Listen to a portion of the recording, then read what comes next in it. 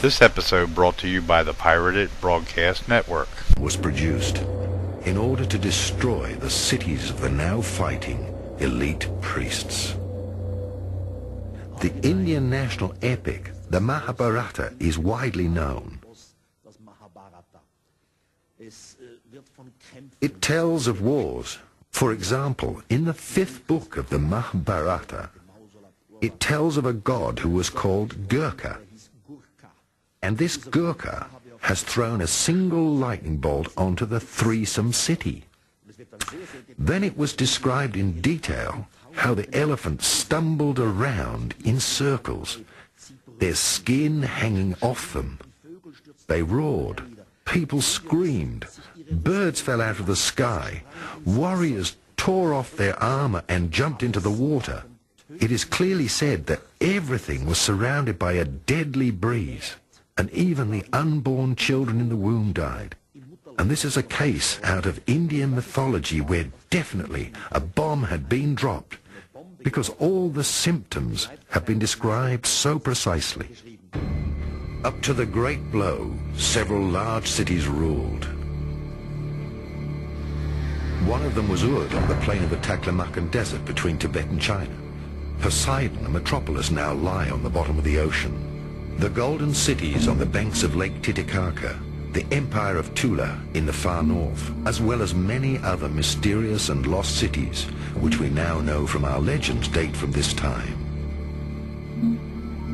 Within 30,000 years, these cities waged destruction on each other until the final atomic war. At that time, the original sound, Urton, was created, and the gravitational web of the magnetic pole of the Earth was suddenly dislocated. A pole shift followed, the continental plates were torn apart, and floods washed most cities of this high civilization away. Da gibt's eine sehr, sehr brisante Geschichte, die eigentlich niemand kennt. There is a story that nobody really knows. As everyone knows, uranium has a specific nuclear value, uranium-214 to 235, which is needed, for example, for bombs and nuclear power stations.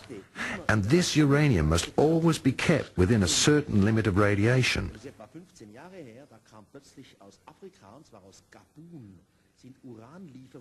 Now, it is 15 years ago that suddenly from Africa, a place in Khartoum, uranium shipments arrived, which had much higher radiation and a totally different radiation level than what it should have had.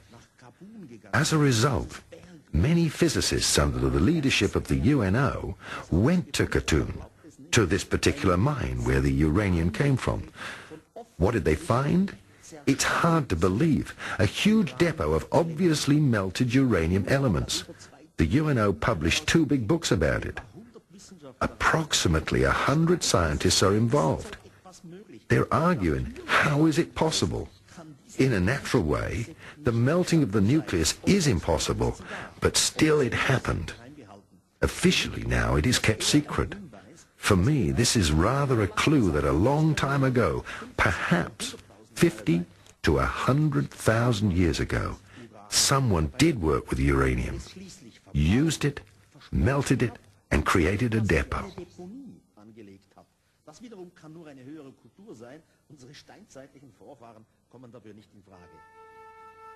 One part of the secret knowledge of Atlantis was brought to Egypt, another part to Tibet and India. The first pharaohs were the direct descendants of the Atlanteans. Their secret initiation texts were passed on to the Egyptian royal dynasties. Not surprisingly, Atlantis' high technology led to the building of the pyramids and the Ark of the Covenant. Part of the Brotherhood of Atlantis and its traditions survived in Egypt. The Hermetic mystical knowledge directly emerged from this tradition. Ancient secret drawings and archives from Atlantis were used. Akhenaten, Hermes, Trismegistus, Abraham, Pythagoras, all retained their secret. The Brotherhood of the Snake. Wzorem do tworzenia perfekcyjnego człowieka i perfekcyjnie funkcjonującej planety. The symbols of the original pattern to create the ideal human and the perfectly functioning planet is represented by the sign of the Egyptian life key, the Ankhs. All forms of existence, as well as planets in space, arise with this pattern. The components of the pattern are represented by the colour chart. And what is the connection between the colour chart and the Ankh cross? One can imagine that the right arm of the key creates the material, which means the physical body of the human. This substance and its complete condition is built of 7 colours on the colour chart. The program, which is the soul, in its turn, is created from 5 different colours, so that the physical can be complete. This is the soul body, in which there are 5 ultra-minds, the anti-material chakras. These symbolize the left arm of the key. Lewe ramię. Podtrzymujące ramię, obydwa te ramiona wagi są zerem, ale są zerem pełnym, jest to zero pełne życia. The lower section, which supports the 2 arms, is the zero zone. It is also called spirit or monad, the univalent element. Here the colours that create the matter, as well as the antimatter, are united. Here all experiences are stored, those of the physical body in the positive arm, as well as those of the soul in the negative arm. These are the areas of energy that occur throughout incarnations. So one can say that the zero zone is pulsing with life. The 4th element, the ring of life keys, represents the consciousness, which harmonizes the balance of the scales. The consciousness looks after its tools, that is, the physical body, the soul body and the mind body, and is responsible that none of these bodies destroys itself independently from its life's experiences. Through this practice, the pattern of the life key stays complete with us.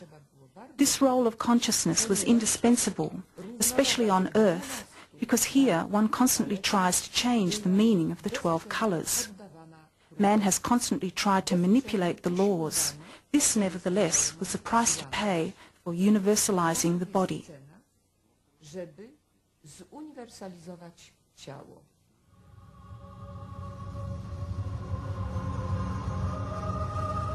When the Earth descended into the 3rd dimension and the planetary logos, the soul of the Earth, entered a new cycle of experience, humans reached the zenith of their polarity consciousness. To this day, the cycle of opposites and the feeling of separation has prevailed.